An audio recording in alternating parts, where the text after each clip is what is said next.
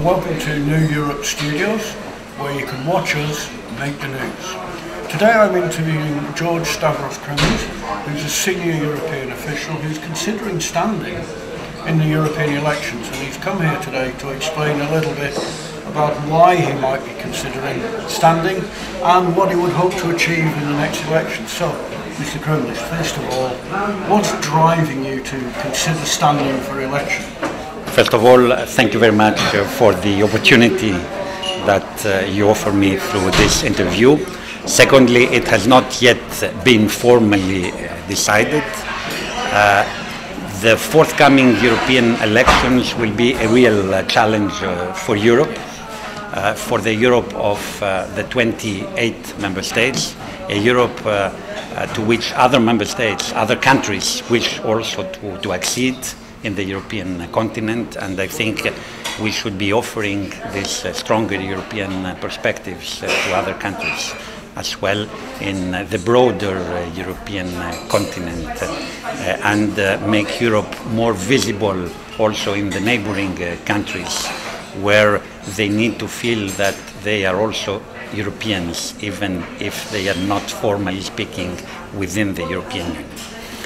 It will be a challenge for Europe because we need also more Europe in the next mandate of the Commission, in the next mandate of the European Parliament, and very likely we will have to work not only for a banking union but also for a new treaty.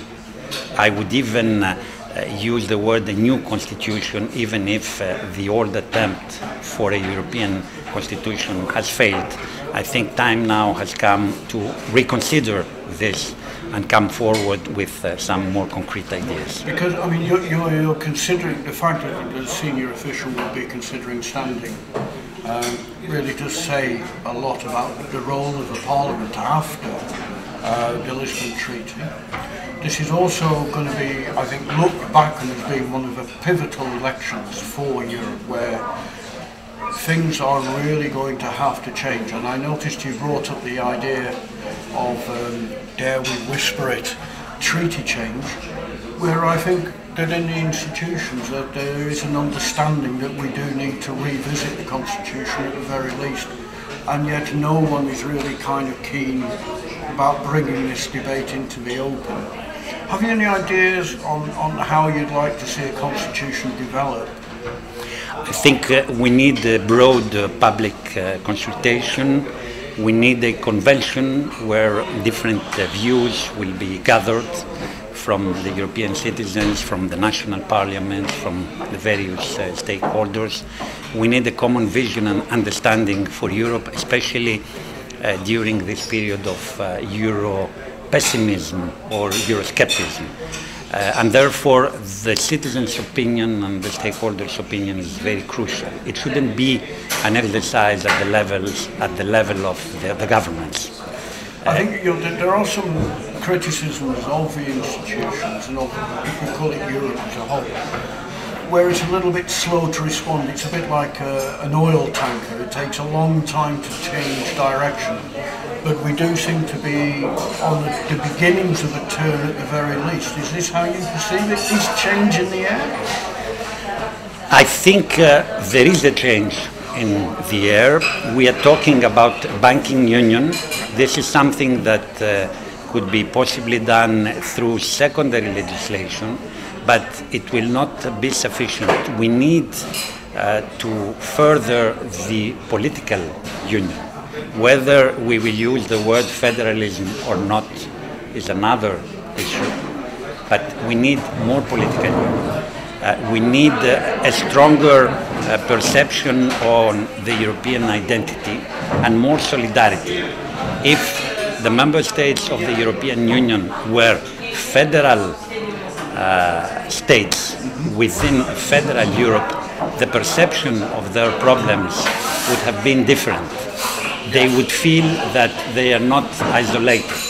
In that respect, we need more solidarity, and of course, we need mechanisms to support the euro and to be there in periods of financial and banking crisis, something that was not invented by the Lisbon Treaty, which supported the euro, but without developing all the appropriate procedures and mechanisms to face situations where the Europe would be under threat, or because of the international crisis, the banking sector or Europe could be affected, as it happened. I mean, the financial crisis was a tremendous challenge for Europe, because we were not responsible for it, and it's also that mix of where the institutions have a role, where do the member states have a role, and how they all feed in together.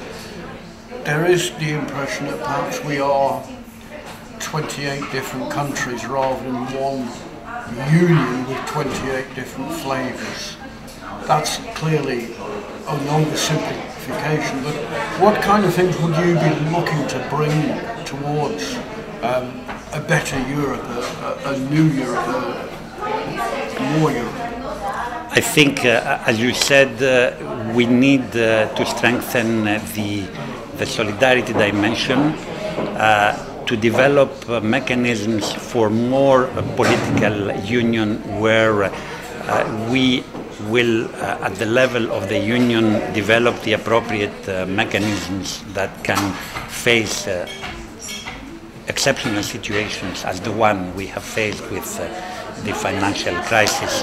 Therefore, mechanisms to develop the banking union, but also to have the political institutions that will make the European Union more credible for the citizens of the member states, and also vis-à-vis the outside world.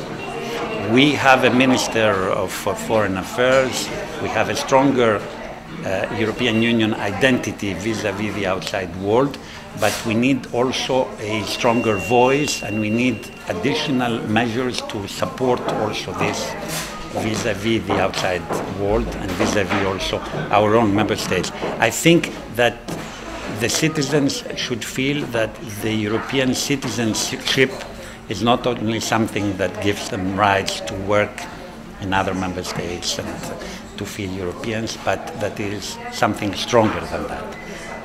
It's one of the really hard things to try and get across is we're talking so much about the financial crisis, which has obviously dominated everyone's lives. It's that idea of the soul of Europe, the spirit of Europe. We need to be more than just a trading bloc, a trading association. And I think there is an argument out there, and there is a case to be won, that Europe can make us strong, that Europe can be the thing that we need to just buy into a bit more. Do you think that people are really ready, and are the member states ready to make that argument to their citizens? I think we need to better communicate Europe. If Europe did not exist, we should have invented it. Yeah. And I think that Europe can still further develop. We need a vision. Nowadays, people need a vision. The ideologies are not anymore relevant. So we need a common European vision, a strong European identity, a strong solidarity, and a strong voice vis-à-vis the outside world. And I think that all the European institutions will need to be strengthened in that respect to better